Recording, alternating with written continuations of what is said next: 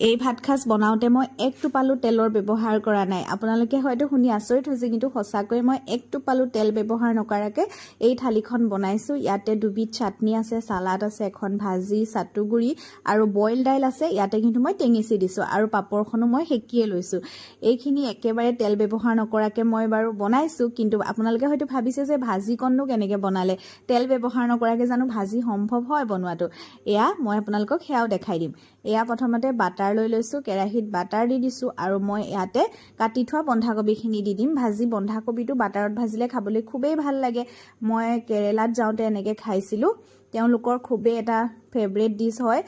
বন্ধাকবিটো নাৰিকল দি বনাই অলপমান মিঠাকে খুব ধুনিয়া লাগে খাবলৈ মই হেই তেনেকুৱা ধৰণকে বনাইছো অকনমান ইয়াতে খালি হেই নাৰিকল তেলৰ ব্যৱহাৰটোৰ উপৰি মই বাটাৰ ব্যৱহাৰ কৰিছো আৰু এতিয়া বন্ধাকবিৰ পৰা পুৰা পানী ওলাই আছে ধৰিব পাৰিছে নহয় হেই পানীখিনি কিন্তু এতিয়া উলাবলৈ দিব লাগিব তাৰ পাছত এখিনি আকৌ আমি হুকুৱাম এয়া ধুনিয়াকে ভাপ হৈ উৰি গৈছে আৰু পানীখিনি পুৰা হুকাই আহিছে এতিয়া হুকাই অহালৈকে মই এনেকে ধুনিয়াকে ভাজি থাকিম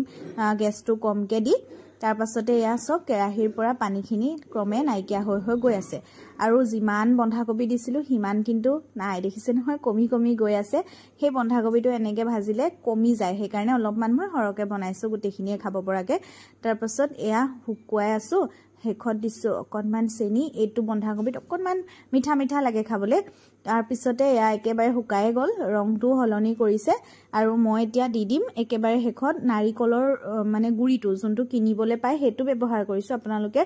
ৰুকি লোৱাটো দিব পাৰিব খাবলে একেটাই টেষ্ট আহিব এয়া মই নাৰিকল গুৰি দি দিছো আৰু মোৰ এয়া সবজি ৰেডি হৈ গল বাকি মই চাটনি যে বনাইছিলো